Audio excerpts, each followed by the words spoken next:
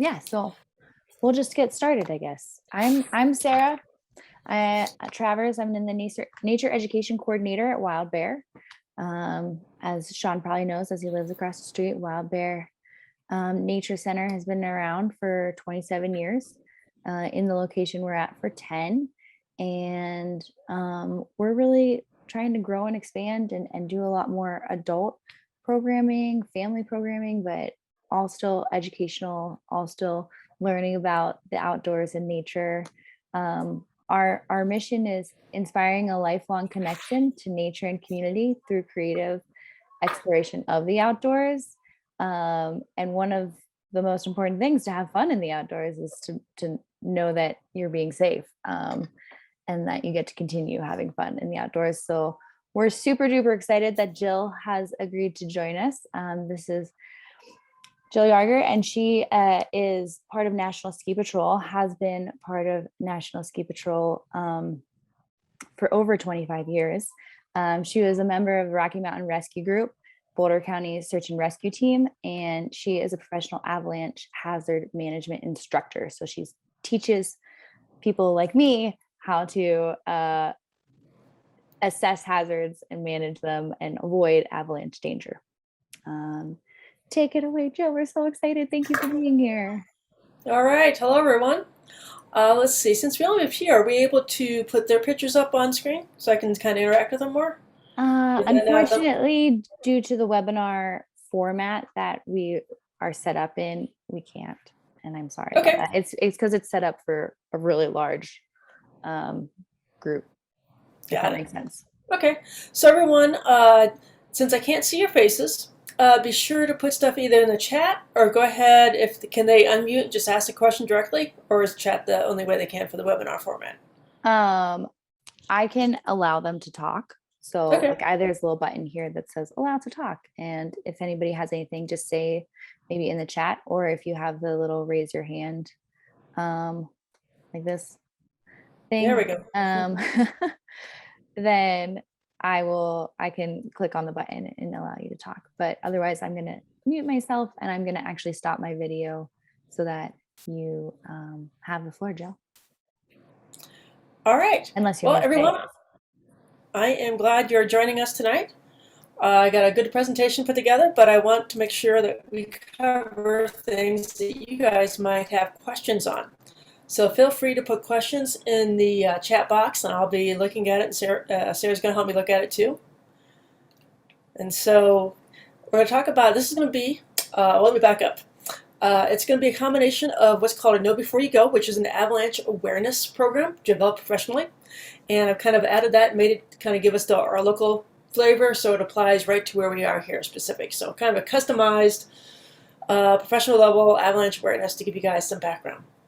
But for the chat, give me a background of what kind of avalanche training you guys had. Is it just like reading things? Have you had awareness class? Have you studied on your own? Have you taken any formal classes? And if so, whom with? Go ahead and throw that in the chat box. We'll give you guys a moment.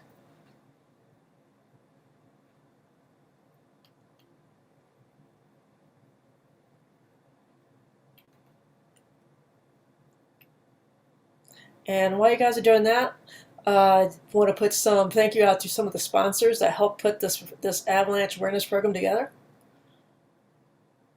So we got, and as I mentioned, this evening is going to be an awareness about dangers and what we can do about avoid being caught in a snow avalanche. It's not going to be a full class. For that, you want to take a class. It's typically about 24 hours in length, usually 2 full days in the field, and about 8 hours of class content. All right, let's see what some of the sponsors we have. We got a little except for reading and balance. And anybody else, you're welcome to put stuff up there about what kind of background avalanche training you've had. Took a class at Neptune's. Good. Oh, you had a field day. Excellent, Jim. And CMC Mountaineering class. I probably saw you in one of the CMC Mountaineering classes, maybe.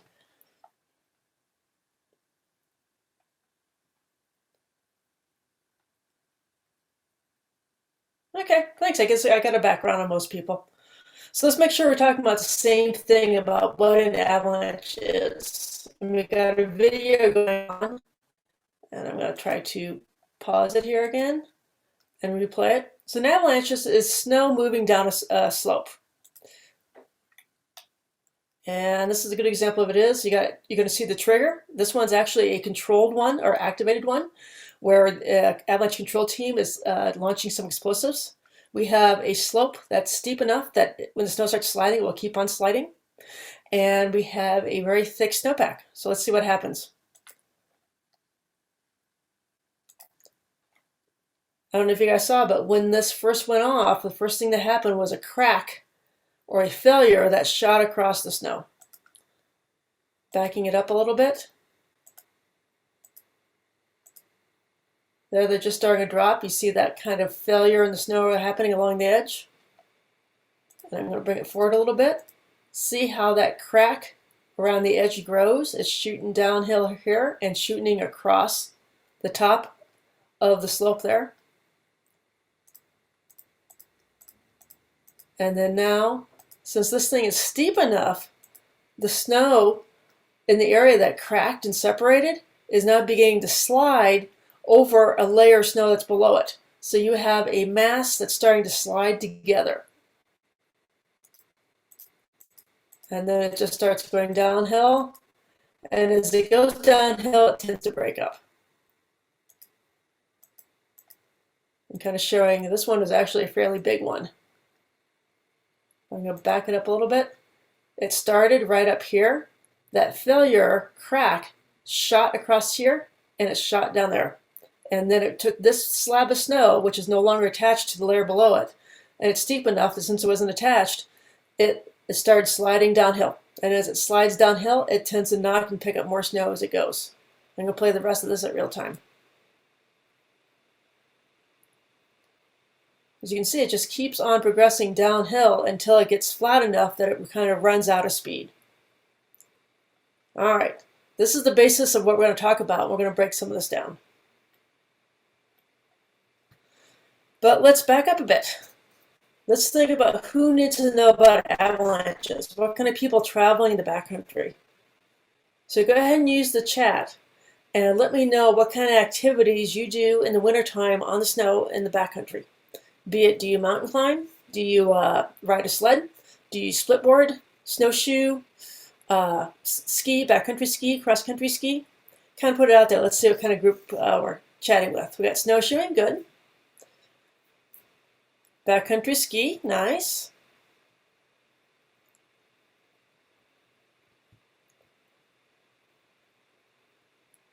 And let's see, Jim, backcountry and cross country. And we got a trail runner running with micro spikes and poles. Excellent. So all you guys, all those activities, it's possible for you to be on or underneath a slope steep enough that the snowpack could slide on it. And used to do winter climbing, very much exposed to possible avalanches. So let's look at this. This is kind of a breakdown from 1950 to 2019 of people that were passed away due to being caught in an avalanche, what kind of activity they were doing. So we got snowmobiling is a big one, backcountry ski and splitboard tour. Probably snowshoeing is in that same group. Hiking, climbing. So yeah, we're definitely in the group that can be exposed to avalanches. All right. Let's put it out there. What state do you think has the most avalanche fatalities? Of all the states in the U.S., including Alaska, who do you think has the most avalanche fatalities over a long time span? We got one vote for Colorado. Anybody else? Well, Jim, you hit it right on. Colorado by far is the state with the most avalanche fatalities. That's because we're in our mountain range, we have a snowpack that's weaker than what you might typically find out in the Pacific Northwest. And also we have lots of good highways to get people out to it. So we have easy access to a weak snowpack. However, there's some good news. This seems like bad news at first, but let's break this down. One of our famous researchers, Dale Atkins, researched a bunch of avalanche fatalities to find out what the leading causes of people getting caught. And 90% of the avalanches were triggered by the person caught by it. meaning that we have control over our exposure. Whether we are directly in it or if we give ourselves a nice big margin from being caught on it, we can take action to change how exposed we are. And those actions are what I'm going to go over tonight. So I just want to say that avalanches are not a random event. They're complex, however, they have a number of common causes that we can group together, and these causes we can manage to manage our risk. All right. There's 5 main categories of things we can do to help lessen our avalanche risk. First one, get appropriate gear. We're going to talk about rescue group gear in a bit, also gear to help you determine how much avalanche exposure you're in. And I'll talk about that one in a bit too. Next one is get professional level training. I recommend at least a level 1 avalanche course, which like I said is usually 2 full days in the field and the equivalent of 8 class hours. So a total of 24 hours of training. All right. Third thing would be the night before or day of, get the forecast. And for that, I'm going to show you how to get the avalanche forecast for Colorado. And then while you're traveling, know what's going on around you, how steep a slope you're on, what you're near, what the snowpack is like around you, and then take action to get out of harm's way when you're getting someplace more dangerous. And we're going to go over each one of these. All right. Of the avalanches that happen, of the avalanche fatalities that happen, about 3/4 are due to suffocation, which means if we practice our rescue and get better at getting the people out within 10 minutes, we can try to change this likelihood to reduce the fatality risk. About 1/4 of the avalanche fatalities are due to trauma. Not much we can change about that. So on this case, to avoid both of these, better to change our exposure. But I'm going to talk briefly about rescue. So if someone's buried, their ability to fully get air in and out is highly hampered. So it's about 90%, you want to get them out within about 10 minutes if possible to give them a 90% chance of survival. When you're pushing up around 20 minutes buried time, dropping down to about 1/3 chance survival.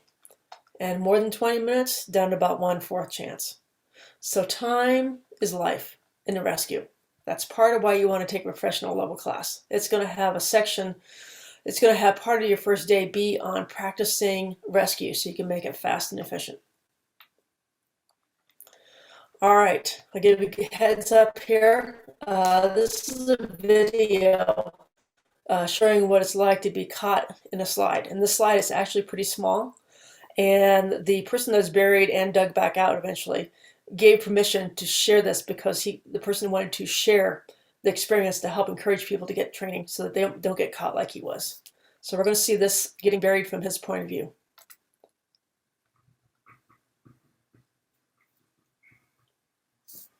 This is actually in Colorado, near Cottonwood Pass.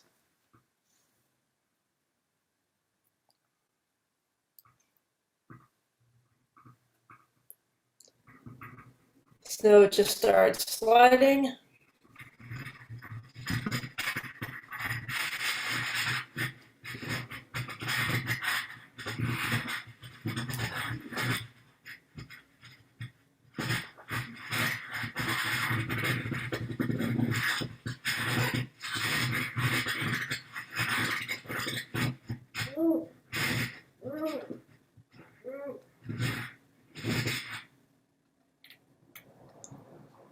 So I kind of hate to watch that video, but it's important to understand what goes on. If you get caught in a slide, it's not going to be like what you see on the action ski movies where the skiers just ski it out. That's a different kind of snowpack than what catches people typically and causes fatalities. In Colorado, we have this kind of snowpack where it breaks like a big chunk around you and tends to bury you more likely, and so it's more dangerous out here. So that's why I encourage you to take a class on rescue and take a class on avoidance. The same class, but a class on how to lower your risk of getting caught. All right, real briefly on rescue gear. You want to carry a transceiver, which does 2 things. It transmits an emergency signal, and you can use it to search for a signal. And you're going to need a pro pole and a shovel. During your class, we're going to go over in detail and practice how to use these. Every person has to carry all three of these items. And for the shovel, you want a real avalanche shovel, metal, but still lightweight, to be strong enough. Your typical things you find at, like, the hardware store probably won't stand up enough. All right, realize that with your transceiver, you have to be mindful about your other electronics. So anything else that might send a signal or receive a signal, like GoPro, cell phones, smartwatches, even electric gloves, you want to have 10 inches away from your transceiver. And they go over more of this in your class. All right, think about a slide of this size. If your person was buried and didn't have an avalanche transceiver, where would you start digging to try to find them? Personal locator beacon, thank you. It is a PLB is a personal locator beacon, which is a device that sends out a signal up to GPS satellites, and that signal can be relayed back down to a search and rescue team.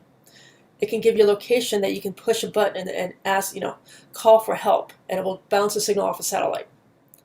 There are some very basic ones that just send a signal, and there's some other ones that you can do two-way texting. It's a useful device, but it does not transmit under snow. So you could not use it as an avalanche beacon. It will not find other avalanche transceivers. It's totally separate. It's calling a long distance for help, such as if you're out in the backcountry and you broke your leg and you couldn't walk out. So it's something you can call for help with in the summer or winter. All right, here's some optional stuff, but it's pretty nice to think about. This is a backpack that actually has an inflatable airbag built into it, very similar to the airbag in your car. And on it, you just have, on the front, you have a little pull handle. If you feel yourself being caught in a slide, you pull it and inflates this airbag, which is attached to you in your backpack, and helps give you more flotation, making it more likely you'll stay on the surface of the snow, less likely to get buried. They're expensive, but it's the way to go if you think you might be in avalanche exposure. This is an old device called an Avalanche. It's like a one-way snorkel. It just slows down the speed that you suffocate, and it's difficult to keep in your mouth. Currently, given that the airbags are out, I don't think this device is worth the backcountry user getting now. If you're a ski patroller at a ski area cutting ski slopes, this is a possibility.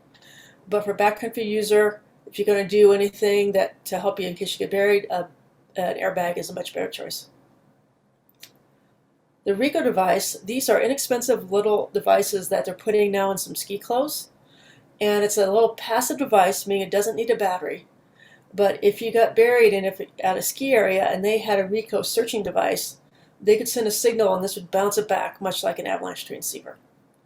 You don't have to charge this because there's no battery or anything. It just goes into your clothing and stays there. But it only works if you're at a ski area or somewhere where they have a Ricoh device, which is only like most areas like ski areas. All right, here's a video of someone getting caught in a slide.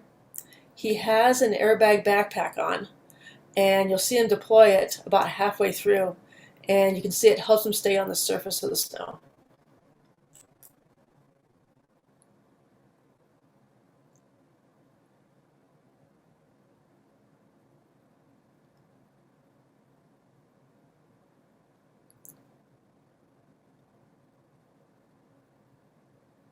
All right, he just deployed the airbag.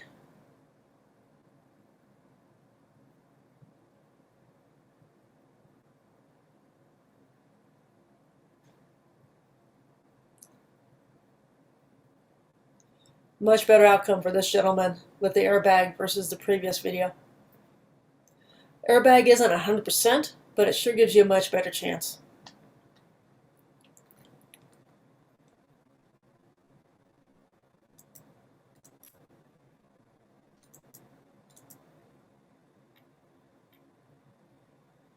All right, if you're somewhere where they have rescue dogs, like mostly at ski areas, the dogs follow the scent and it helps you, so you have a much better chance at a ski area. If you're in a backcountry, realize a helicopter won't always be available to come do a rescue. So think about that when you're traveling back there. Anytime where the visibility is low or heavy winds, a helicopter can't be deployed. So as part of your training include or ask about, could I do, if someone got hurt in my group, could we get that person out of here? All right, so mentioned a lot about avalanche rescue. Does anybody have any question on just the general about understanding concepts of avalanche rescue and how to get training on it?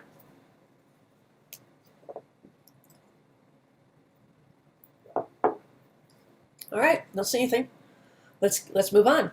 So let's do the better half of the balance here. Instead of talking about rescue, let's talk about how to avoid getting caught in sliding snow or getting caught in an avalanche.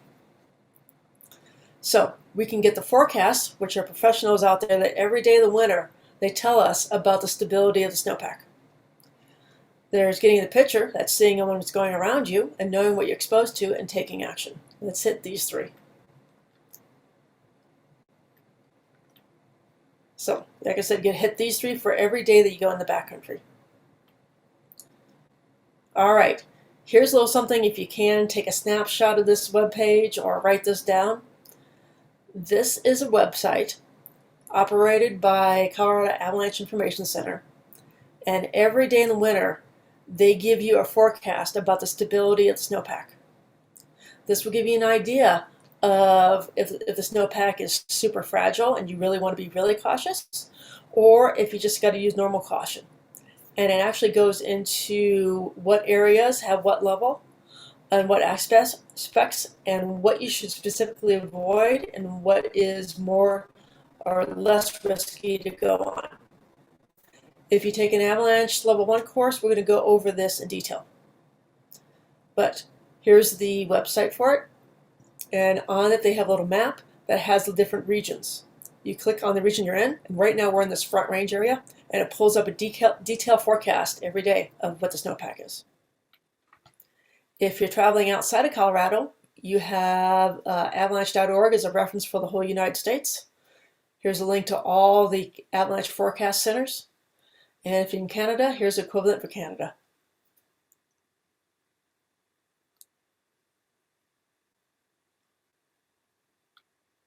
All right, let's give you just the very basics of the Avalanche Forecast. They'll give you an overall rating of the snowpack for today. Yesterday, they said the snowpack in Colorado, most everywhere in Colorado was at considerable danger level.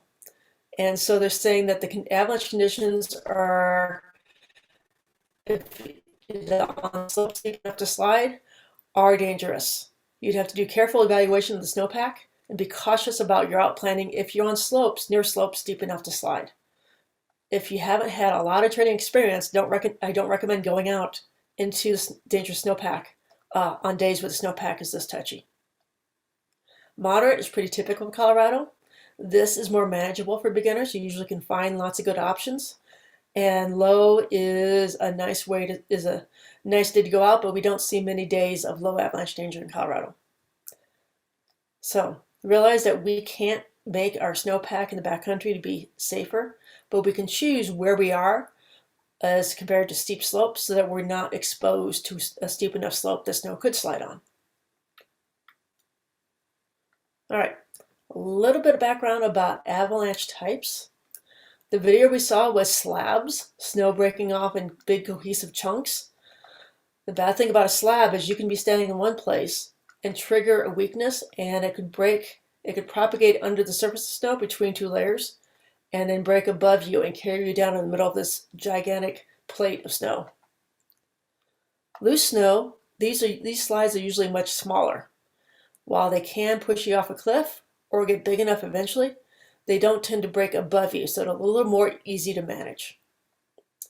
And then snow can also be your typical dry, your typical Colorado, or wet snow where if you take a handful, you could squeeze some water out of it. But the main difference is how heavy it is when the snow flows and how fast it moves.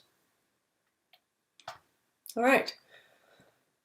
This slide probably looks a bit busy, but it just talks about the different character of how avalanches are. They don't all behave the same. In fact, if you consider an avalanche like a type of animal, each avalanche type behaves like a different type of animal.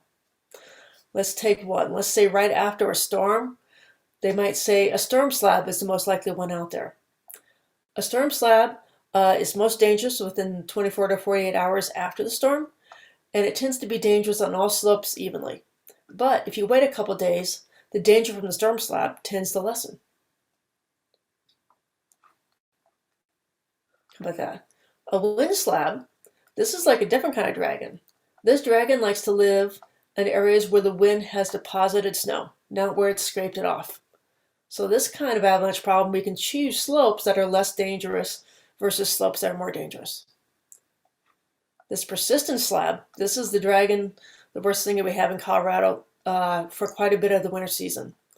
This is a weak layer that's within the snowpack beneath our feet that we won't see unless we know the clues.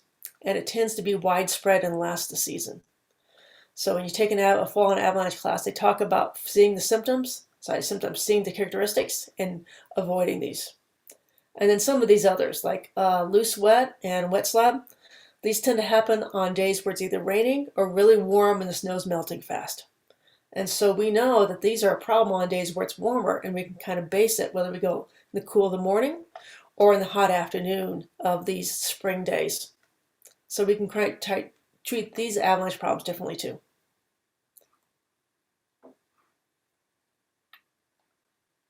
All right. Avalanche areas, avalanche can happen on a lot of different kinds of terrain. Small hills, great big mountainsides, off a roof, and in our typical kind of medium hills that have the wind scraping the snow on one side and dropping on the other. All right, this is a short video. We have a basin here filled up with rather deep snow. It is the avalanche control workers have something where they've cleared out the area beneath it, and they're going to try to activate this. They're going to try to get this to run, because after you get snow to slide, it's like a bullet, a gun that only had one bullet. And once that bullet is out of the gun's no longer that dangerous because the bullet is gone. Same thing for slopes that are filled up with snow. If they can close down the highway below it, and while the highway's closed, get the thing to slide, then they no longer have the overhead danger until more snow comes in over the next week or so. So what they've done is they've closed out the area below, and they're going to shoot an explosive over here to try to get this to slide. It's a little jerky. They're shooting the film from a helicopter. There you can see they get an explosive. You see how the crack rips up and rips across.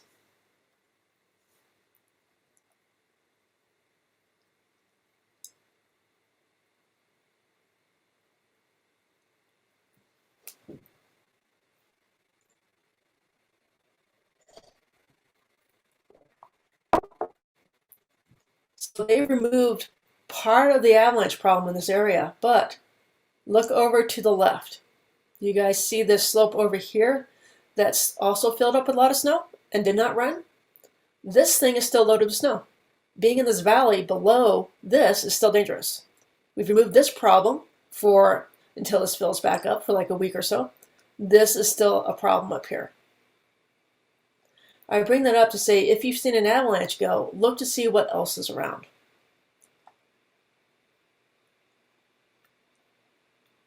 All right, back to the avalanche forecast.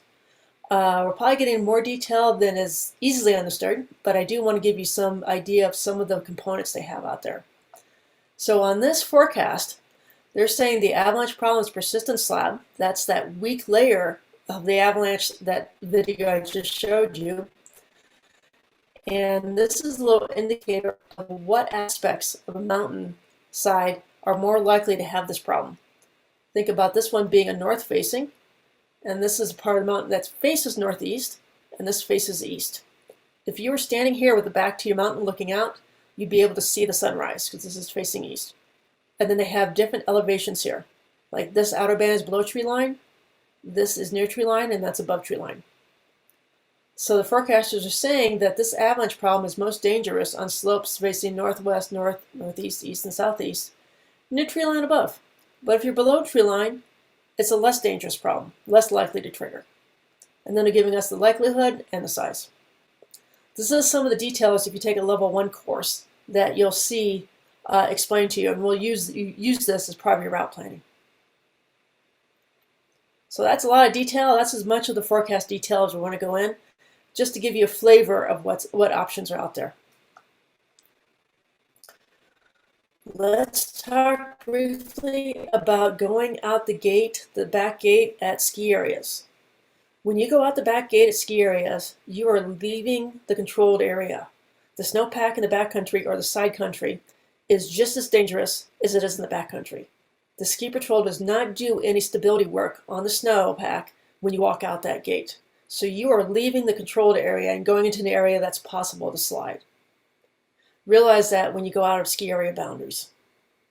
Also, when a ski area has a ski run closed, same thing. They have it closed because they determine that it's too dangerous. They could slide, or it's got too thin a snow covering and it's dangerous because of rocks.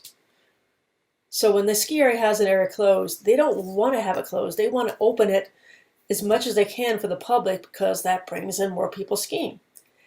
They only close the areas because it's truly dangerous. So I want to encourage you guys to abide by ski areas when they close off slopes and when they have a warning at the backcountry gate.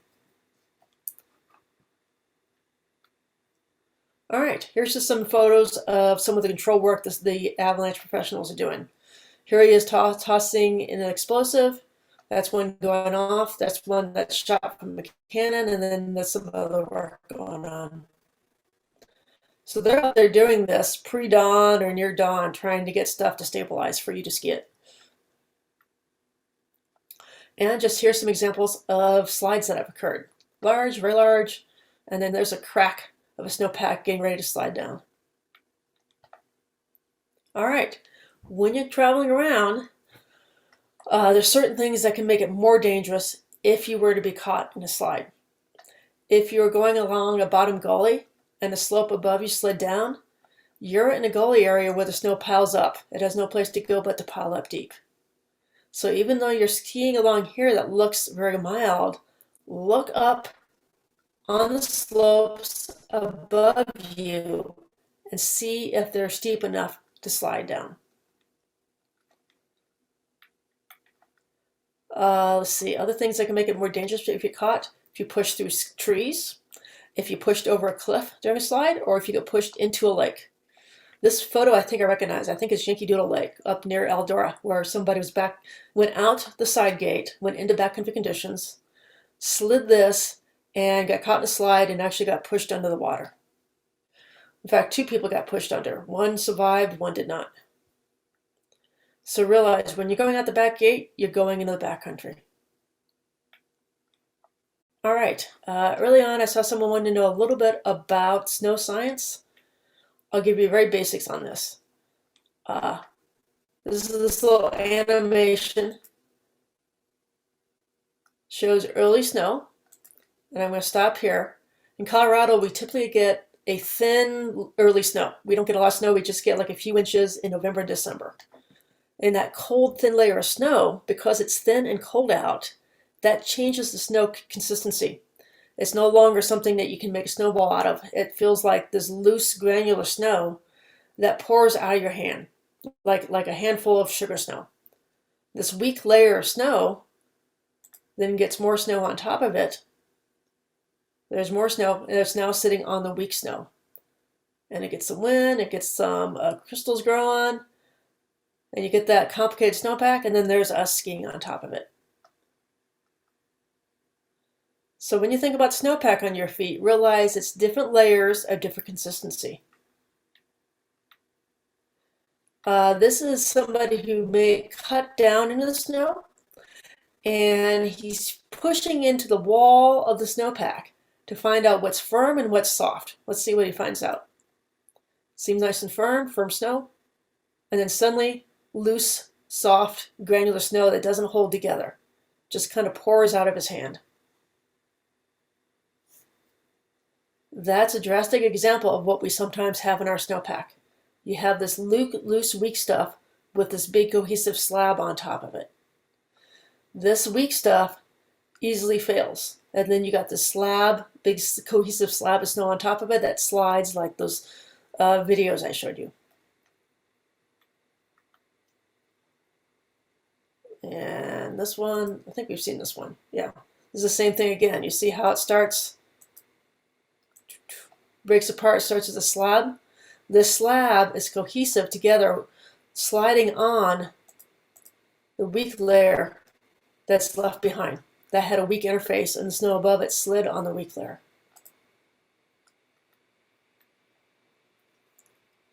Something else that happened this season is when the air is really cold but calm, you'll see these beautiful little crystals grow on the surface of the snow. They're called surface hoar. They're beautiful to look at, but they're very weak. And when we get a layer of snow that falls on top of this surface hoar, this is a weak layer that can easily break in the snowpack, creating an unstable snowpack. Got a little animation to kind of emphasize this. So that's our layer of snow. This is a layer of surface hoar. More snow falls on top of it. So we now have a slab layer on a weak layer. Somebody skis it, and it causes it to break on that weak surface hoar layer.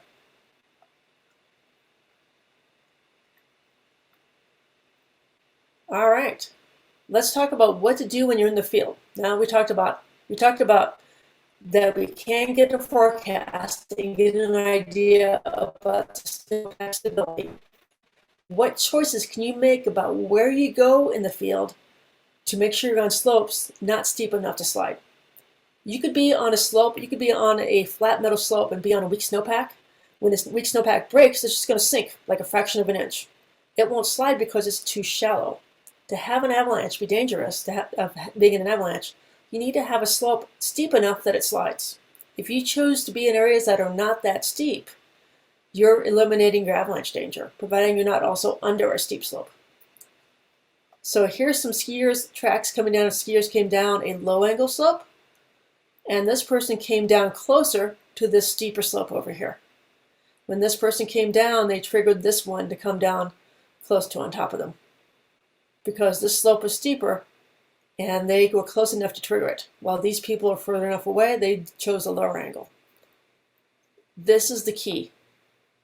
Put yourself on low angle stuff without steep stuff around you, and you're keeping yourself well away from avalanches. So there's going to be a number of clues about unstable snowpack. First one is there a slide out there that's recent? You got a recent slide, you can see a lot of these driving in Berthoud Pass. If you're seeing a recent avalanche, the snowpack is unstable.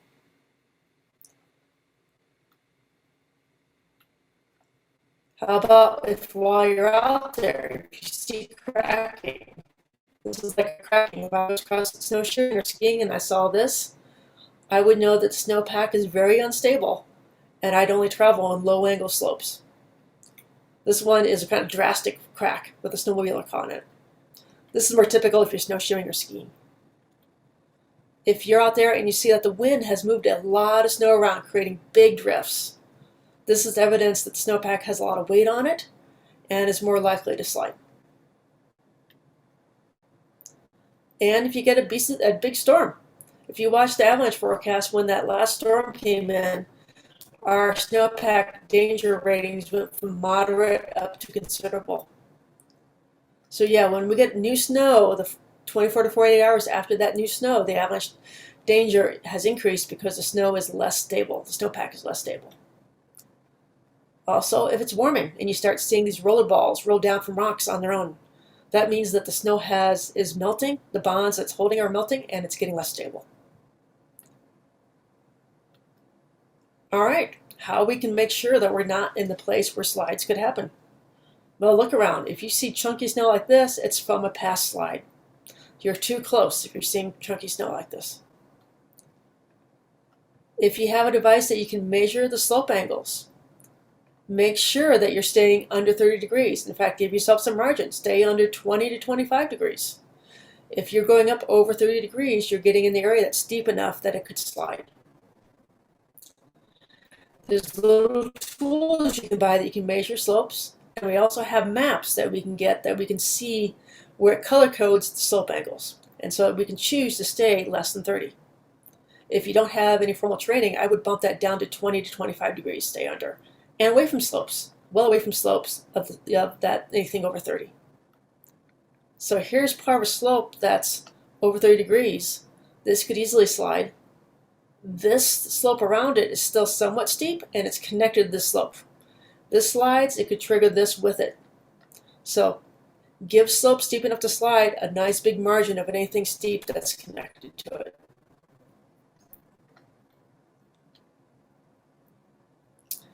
Things you could do, the more people that are on the snowpack close together at the time, the more you could trigger the slide.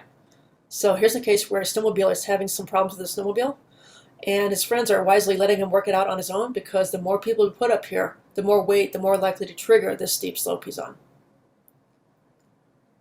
Here's another one where people are either skiing or snowshoeing, and they're close enough together that this big crack in this slide is big enough to come down on both of them.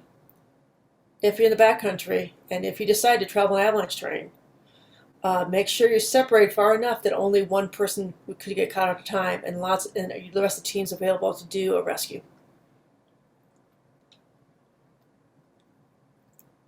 So on this one, we'll call this A and we'll call this B. I want you guys in this to kind of put out your ideas about why this or this might be a bad travel technique. This person is the only one out here. This one is a different group, and they've had 3 or 4 people standing at the bottom of the slope waiting for their other skiers.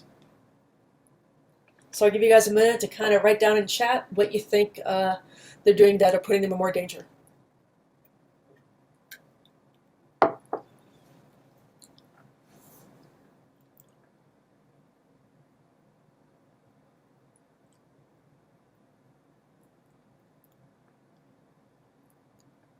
And Jim, for your question about deer trail, stay around afterwards if you like, and we can pull up that trail and take a better look at it.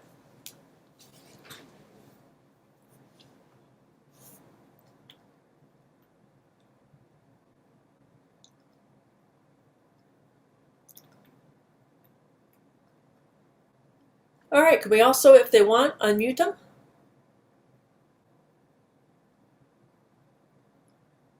Encourage you guys to chat a bit. And then instead of a chat, you can just go ahead and speak up. We have a small group. What do you guys think about this person on the left? What are they doing that could be done in a less dangerous way? So everybody has ability to unmute yourselves now. There we go.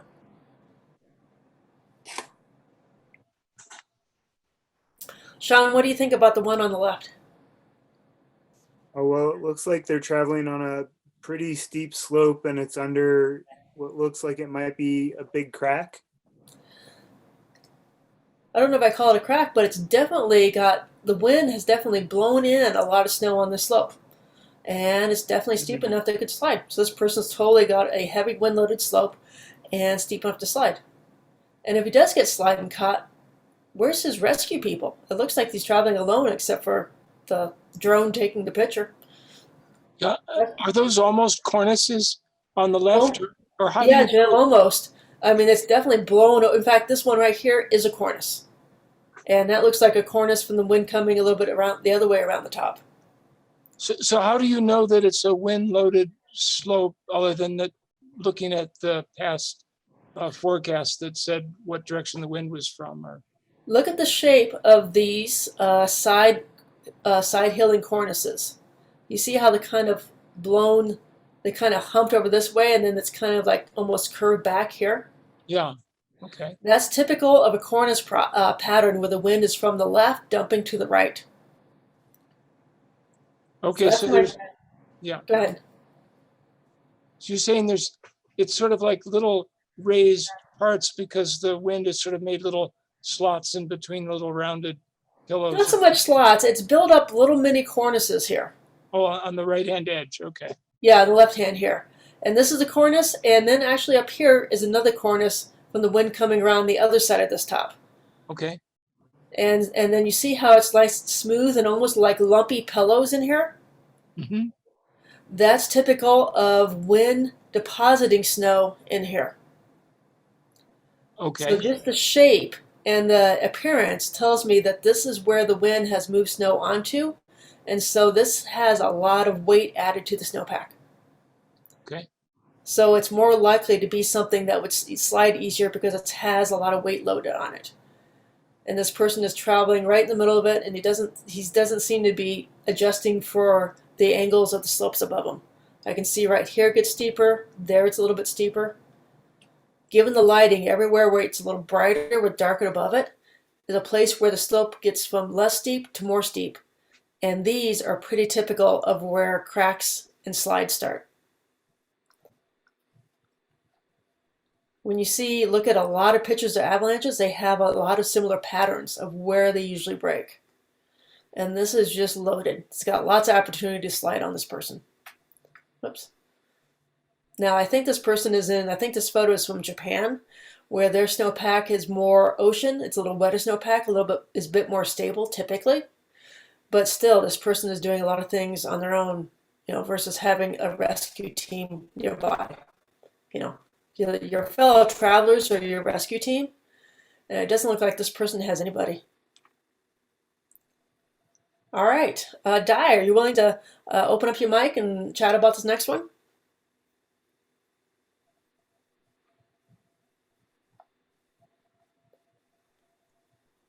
All right, how about Sean, what do you think about this one?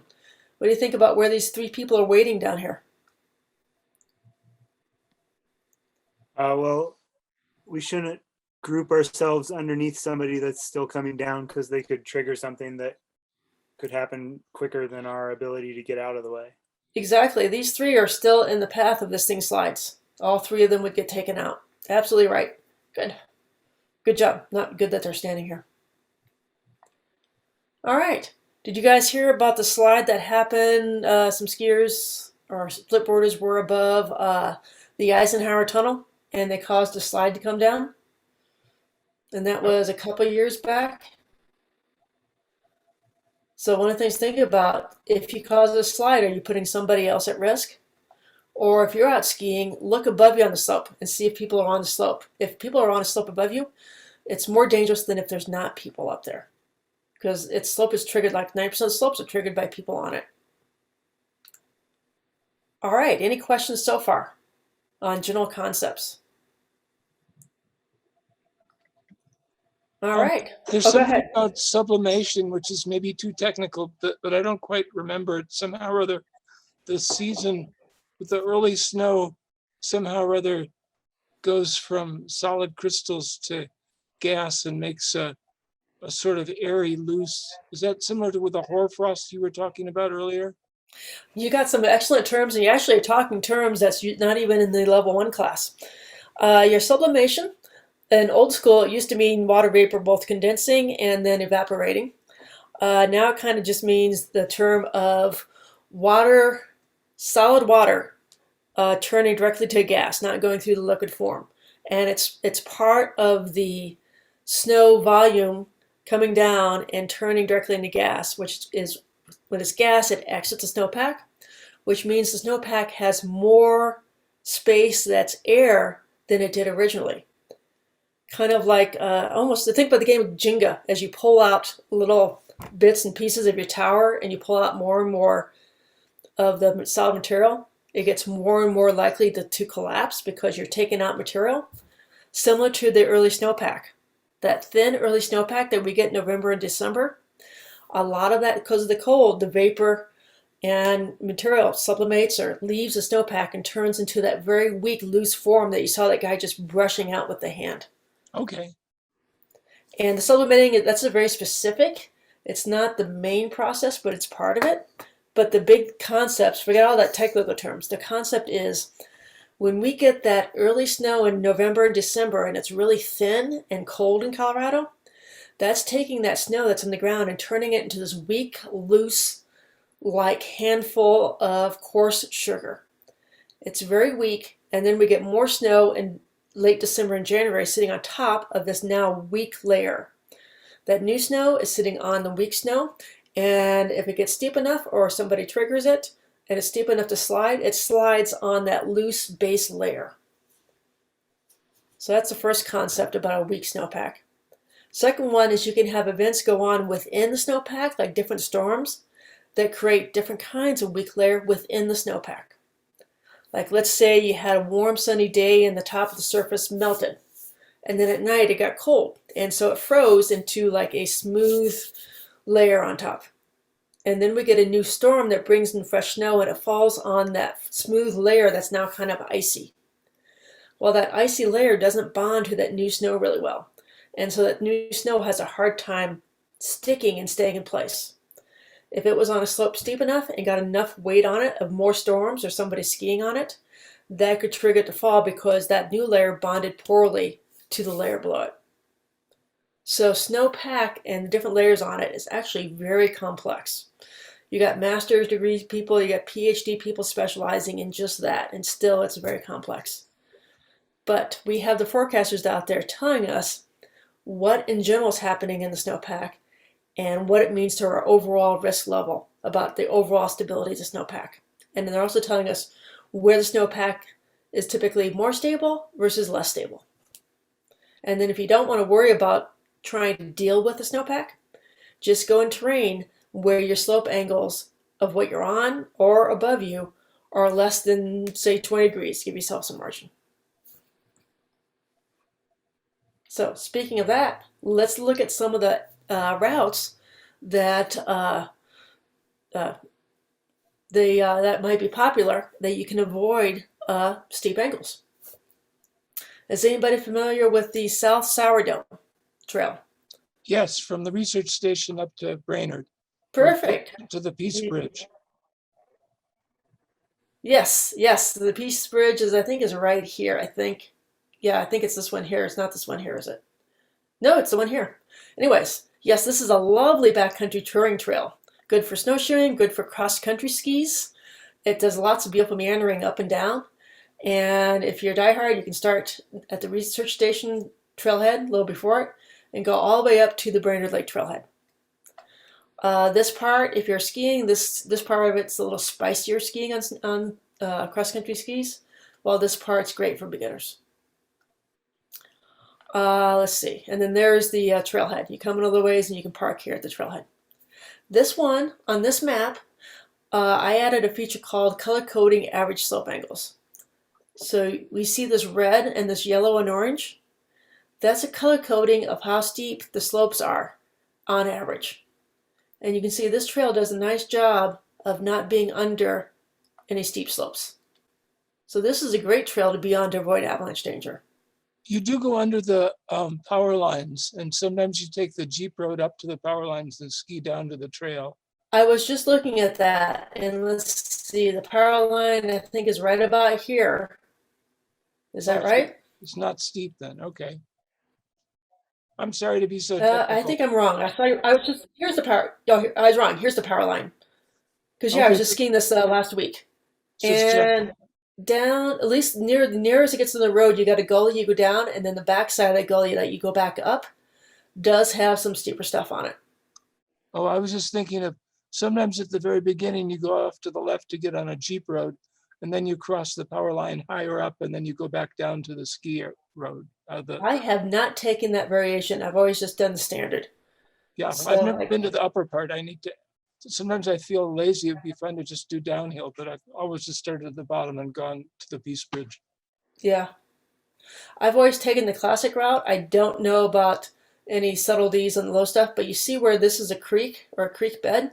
Yeah. Right near creek beds, like right here, you tend to have steep slopes, small but steep slopes above it. Okay. So if you're getting near a creek bed, be extra careful of what's around you if it's steep enough to slide. I.e., let's use some margin, like 20 degrees or steeper. How big of a slope in terms of length of it? Like if you go underneath something and it's only 20 feet long or 30 feet long, is that safe or not really? It depends on how deep the snow is and how much, and could it pull something next to it also on you, and are you at the bottom where it would pile up deep? Okay. So it depends on the consequences of how much totally, and then are you staying at the bottom or are you near the top? And then of course the whole thing is how, some people are very robust and some are more fragile. Somebody might be coming off a week off of shoulder surgery and they're trying to come on mellow ski and they get caught in a small slide that wouldn't be so bad for another person, but it re-injures a healing shoulder. Yeah, okay. So think about the consequences. This is just a caveat I have. If you're on snowshoes or anything but skis and you see dedicated ski tracks, please walk to the side of them. Skiers need the tracks kept in good condition for their safety. And if we post hole them or stomp them down with snowshoes or ruin them with fat tire bike tracks, we're making it more dangerous for the skiers. And then please pick up if you've got dogs, please pick up the poop and carry it out. All right, that's my little soapbox. All right, here's another area, Mud Lake. This is a little bit north of Netherland. And as you can see, there's very few areas around there that have any steep slopes. And this is actually across that road, so it's not even in this area. So this looks like a lovely area to tour around, and you don't have to worry about avalanches. Here's one. This is southwest of Netherland. This is the West Magnolia area, popular for mountain biking in the summer. Most of these trails look like you avoid avalanche terrain. This one here coming in, this is, I think, a pipeline road cut, and it's on a slope with some stuff above it, and right above it, right near the road cut, there's some steeper stuff. So you might want to avoid that. But all this area looks nice and like you could have a lovely time here. Lots of good fun. Right here, this little lake has a little bit steep stuff. And right near the creek, there's some small steep slopes to use caution on. Caribou Ranch actually connects to Mud Lake out here. I just kind of looked at some of the areas here. All this looks pretty good. Careful on, that's a road cut that you control. No, up to there, the road stops. Where this road stops, you got a steep slope there. That's a bit big enough to be dangerous. And this trail here's got some steep stuff over it. Brainerd Lake. This is the Winter Lake Trailhead. All this stuff, you pretty much avoid all avalanche danger, most everything that's, right near the Winter Trailhead.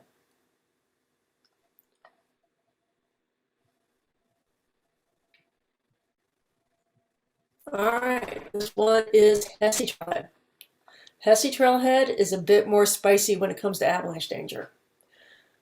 This is, if I'm marking, this is the place where you can park in the summertime. I think you can park in the winter. No, you can't. You can't park this far in the winter. Anyways, but this is where the junction goes off to 4th of July Trailhead versus where you start hiking in the summer. If you're this far in, this is definitely a slope of concern.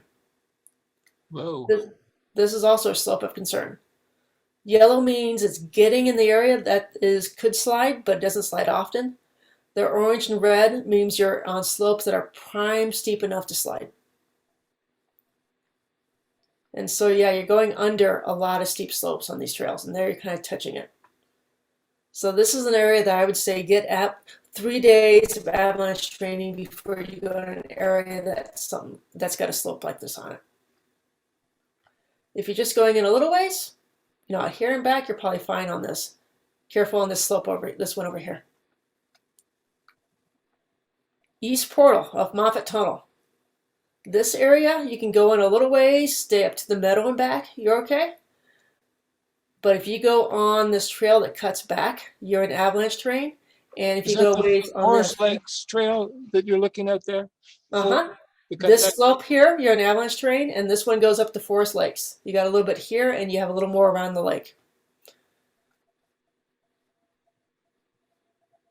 So on these maps, this color coding, I used a software application called Caltopo, www.caltopo.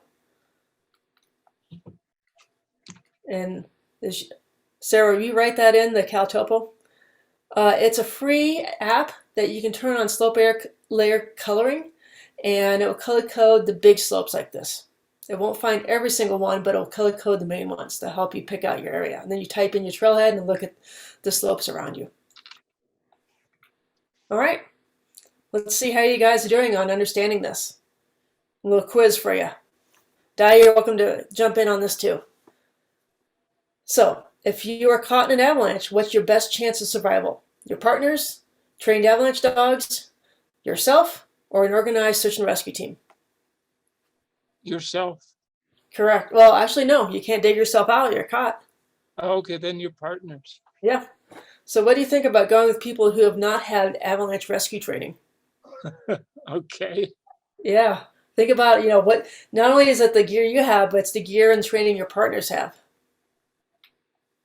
Wow. All right. If you want to lessen your chance of being caught in a slide and just using terrain, what slopes are the angles are the most dangerous that you want to avoid the most? Less than 30 degrees, 30 to 45 degrees, or more than 45 degrees? Well, you told us, but I mean, Yeah. 30 30 to 45 are the slope angles where most of the slides occur. And you can get little tools that you can use to measure slope angles. And then if you take an Avalanche Level 1 class, they teach you how to use the tools. Is it probably one of the things here is you should never go alone if you're going to be in avalanche terrain? Yeah, because if you get buried, there's nobody to dig you out. Also, if you twist an ankle, there's nobody to help you limp out or splint it or go for help if you don't have cell phone coverage. So maybe in the winter you should never go alone. Yeah. I don't think that's winter is not a good time to do your solo exploration. Okay. All right, if you're traveling in the backcountry and you see a recent avalanche, is that a good clue of the snowpack being unstable? Yes. All right, yes it is. What if you see other tracks on a slope? Does that mean it's a good place to ski or snowshoe? You got a slope that's a little bit steeper, but there's a lot of tracks on it. Is it safe? No. No, you don't know that. Conditions change throughout the day, and it could be that you could be accidentally going something just a tad bit steeper and could trigger a slide. All right, I'm going to skip that one, Let's go to the last one.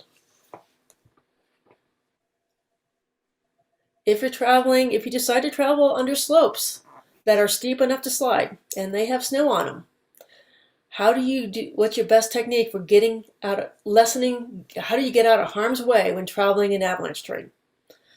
And this is the case where you're traveling on slopes that are steep enough to slide, either above you or that you're on. Spaced out far away so only one would be caught.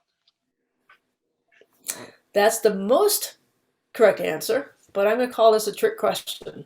Oh, Even if only one person is caught, remember a quarter of the fatalities are due to trauma, oh. and all the rescuers in the world can't change that trauma. So you're not totally getting out of harm's way by only traveling one at a time. You're just only exposing one at a time, so there's more people to help do the digging of whatever broken body the person is. Yeah. Okay. So when they say save, it's not safe. You're just only exposing one person at a time. So this is a good thing to think about before you commit to crossing a steep slope. All right, gave a lot of stuff out there. Any questions? Anything everybody wants to chat about? If you're skiing, Oh, I see. Thank you, Jim. if I'm Go going ahead. with friends who don't have avalanche equipment, but it's in areas where we're not going where there really are avalanches, but it's nearby, should I carry all that stuff in case I encounter other people or not? I mean, should I carry a transceiver, a probe, and a shovel if I'm if I'm just going to Coney Flats, but there might be some other people further up towards Sawtooth or something that I don't know anything about? I mean, should I carry all that extra junk just in case? You say yes and no, and I'll add some detail. To get to a person dug out fast enough that you can save the life, you need to dig them out in 10 minutes. Right. If you're traveling a couple slopes, if your intent was to travel in areas that are not steep enough to slide, i.e. not avalanche terrain, you're going to be farther from the people who did get caught that you won't get there within that 10 minutes. Now, certainly you're welcome to give it a try. And, there have been odd cases of people lasting longer than 30, 40 minutes, especially if they're able to create an air pocket. So you can certainly be a good bystander and go over there and help dig the person out. And your transceiver, shovel, and probe are needed tools for that. However, to get from where you are assuming you're in an area that's not avalanche terrain, to go to help get that person. You are entering into avalanche terrain. Oh, And if you're without a going in there part, with your buddies who do not have a beacon on and yeah, a shovel and probe, you're exposing them to avalanche terrain while they don't have a transceiver on them. Should they get buried, they cannot easily be found. So you're right. putting them into possible harm's way to go help that other team that got in harm's way. Okay. Does that make sense? Yeah, it sounds like you shouldn't do anything unless you're Well, with if if you you're nearby and you're with other people who have avalanche equipment, then you could possibly go the equipment and training. training. Yeah, If you think that someday you might be willing to help dig out somebody that got get caught, realize you have to go through avalanche terrain to get to the place that they got caught. yeah, So you want training to make sure you can pick a route in that does not expose you to getting buried. That's actually that's a classic thing for search and rescue teams. My very first search and rescue mission was an avalanche, and it happened at night while it was still storming. And we couldn't go in because it was dark and things were sliding all over the place. yeah. And so I had to learn on my very first mission, hurry up and wait and come back in the morning after they sent avalanche control people in there to actually bomb, put explosive on the nearby slopes, forcing the slopes to run so that we could safely go in and do the rescue. Or in this case, the person had already passed away. Wow. But it was this classic, you couldn't go in, we couldn't get in safely. And so you have to think about, if you're doing a rescue, can you get in and out safely? Because that Okay. person needs rescue, they don't need another fatality. Right. Can I add something to this though that I think Yes. is a really cool story? I learned this last year when I took my area level 1 course, and I'll put the little website in the chat. But there is a story of there were 4 people who had just completed their avalanche level 1 training, and they were out together on a day and had decided not to go in avalanche terrain, but they had all the equipment. And there was another group in this similar area that triggered a slide, and 4 of them got buried. And so then the 4 people who had just taken their class reassessed, decided to go into avalanche terrain to try to rescue these 4 people, and pulled all 4 of them out. Excellent. So it doesn't always happen like that, but it is cool when there is a success story like that. And it's definitely important to get the training to be able to make those decisions. Because they did talk about it, about, are we going to go into avalanche terrain and change our plan and put ourselves at risk? And they did the assessment there. Excellent. Sounds like they did a good job. Um, This slide has training about taking a level 1 avalanche course.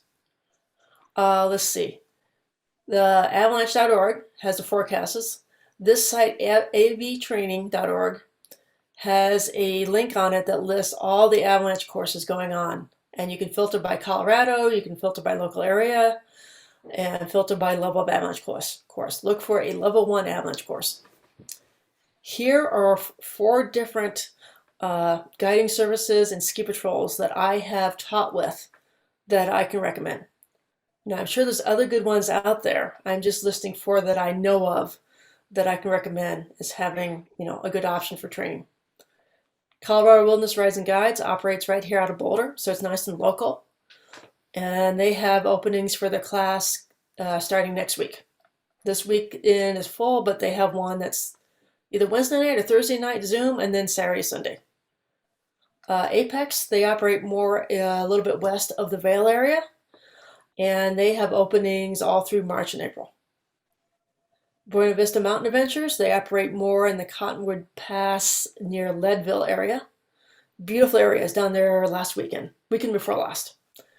Beautiful area, and they have openings. They have, I think, 1 more course this season. And then my ski patrol, Bryan Mountain Nordic Ski Patrol, they have a course, but since all volunteers, we only have 1 a season. But we operate out of Boulder, and we go up like in St. Mary's and Berthoud Pass. And that class is in December for the lecture, and I think the 2nd weekend in January for the field trip. So you can just Google these and find out about courses if you're interested. And if you are waiting till next year, I just took the Bryan Mountain Nordic Ski Patrol one because I just joined the Bryan Mountain Nordic Ski Patrol.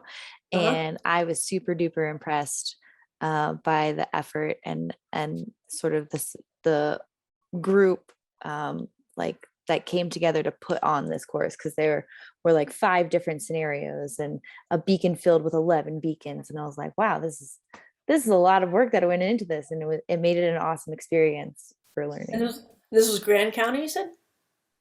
No, this was ours. This was Bryan Mountain. Okay, that's what I thought. You said Grand County. It's Bryan Mountain Nordic Ski Patrol. Is that at Eldora Ski Area with Go ahead. doing Jenny Creek, or where is Bryan Mountain? That's funny. You know a lot of Colorado background. Bryan Mountain, that location is behind Eldora, but the name of patrol is no longer in that area. But that's where the name is from. So this ski patrol patrols the Indian Peaks backcountry from East Portal up to Rollinsville.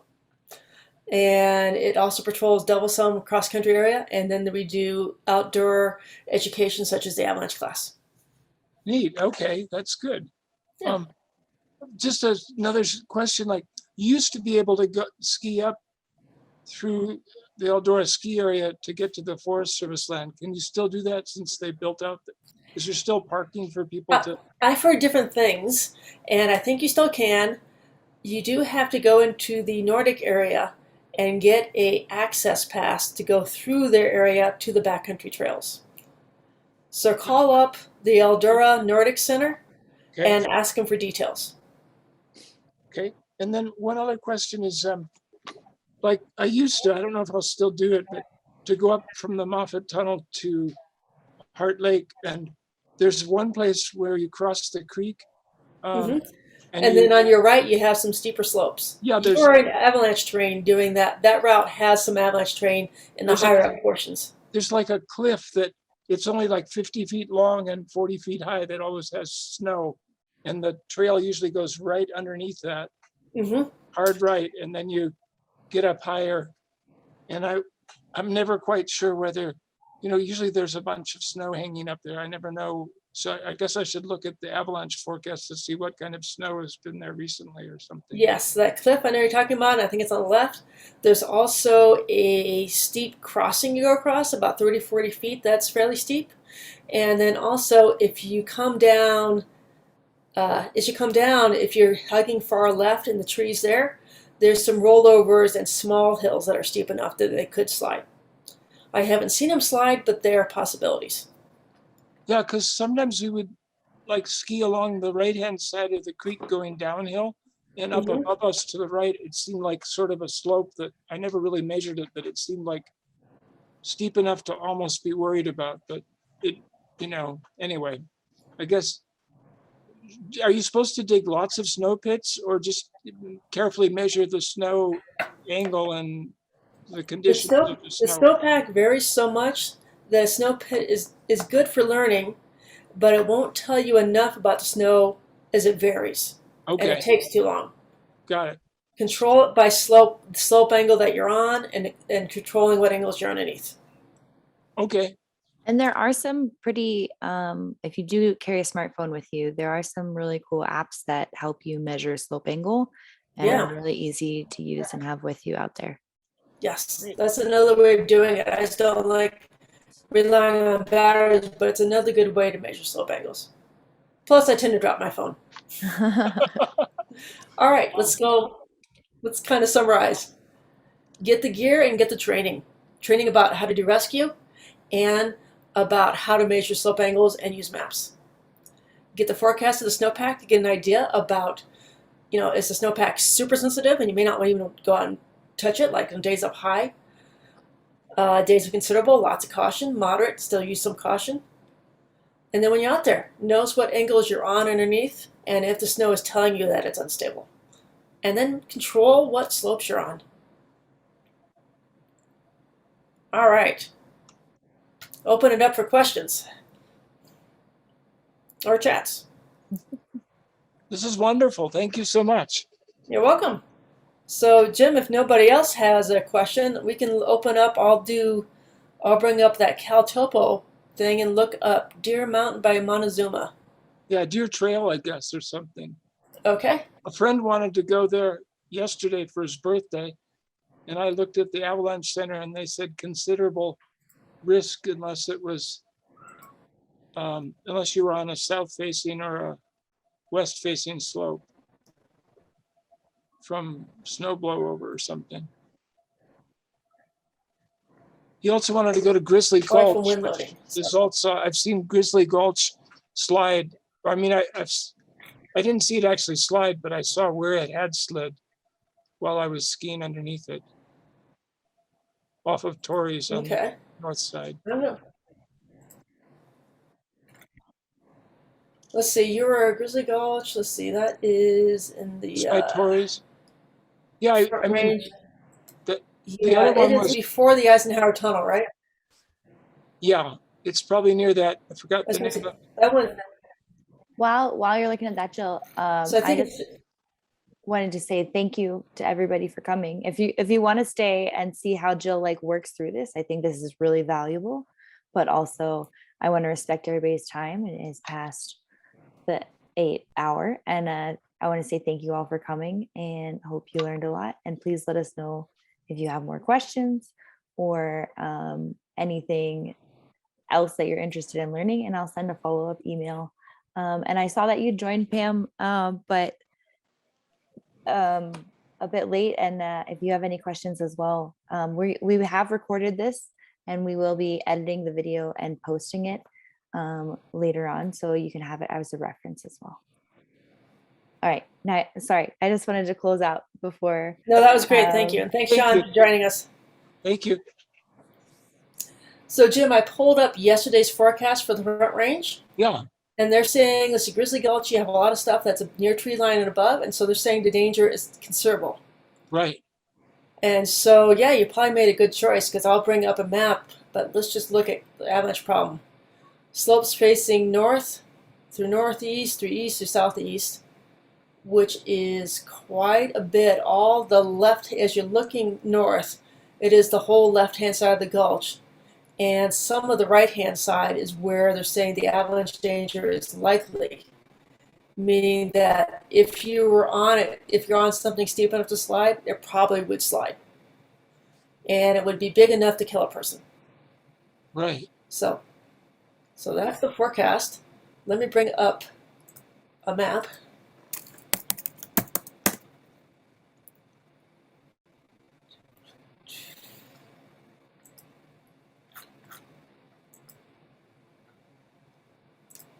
And if I could maybe when I run Zoom and Caltopo at the same time, it kind of slows it down.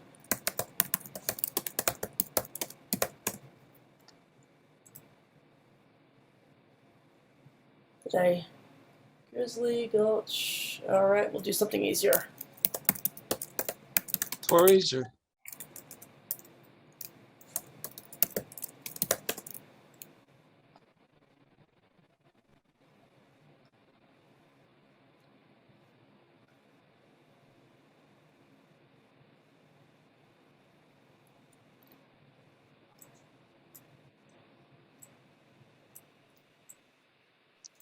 whoa. So let's see. Grizzly Gulch is this area right here, right? I think it's on the, I forget, is this I-70 we're looking at? It's on the south side of I-70. Is it on the east or the west side of Eisenhower Tunnel? It's on the east side. It's like, if you were to drive up the Jeep Road to the trailhead for Grays and Torreys, you'd turn right and go west, Okay. and you'd be below slopes that are north facing above you to the south. Like you're on the south side Alright, of let's see. I-70. Like the Jeep Road up to the trailhead for, I think it's, I hope I have the right name. I forgot what the name of that little town is where you turn off to go up to the Grays and Torreys trailhead, but it's near there. I'm not sure, but there's Torrey's. So let's see. Yeah, That's got to be and great.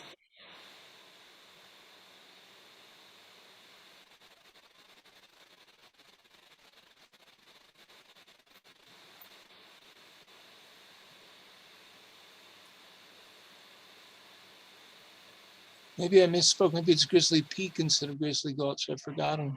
It's Grizzly something. Was it Grizzly Peak? Is that the one near Arapahoe Basin? I got Torrey's here. And so it should be. Yeah, is that Torrey's? Like if you just zoom in on Torrey's and then go a little north of it. And then, okay. So I think it's that stuff that's sort of straight above the, see, where did Torrey's go now? Again. Right there's Torrey's. Yeah, I think Grizzly Creek is just to the right of those purple and green and purple and red there. I think it's those slopes that are just on the north of Torrey's or northeast. Sorry about the lag in the computer here. Yeah, I'm sorry, I may have confused things. But anyway, so I like this idea that you can color the angles, the slope angles. That seems nice. All right, do you think it's Grizzly Peak or Grizzly Gulch? I thought it was Grizzly Gulch. I'll look here.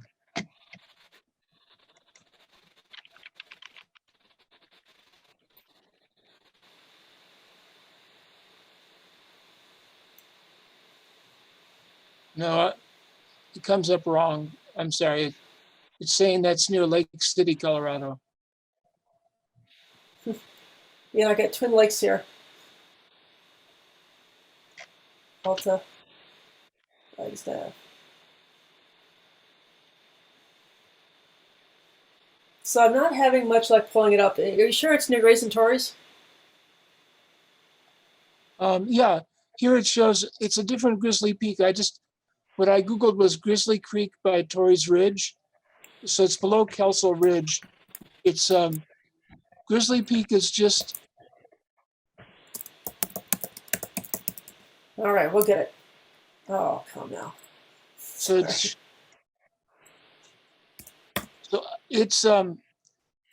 I think this map I have is from Grizzly Creek by Torrey's Ridge. It's showing west route for Torrey's Peak.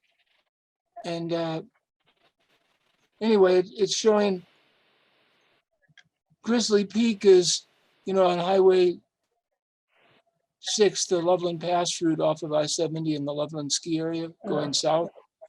So I think Grizzly, the thing that I'm calling Grizzly something Gulch is just north and below Kelso Ridge.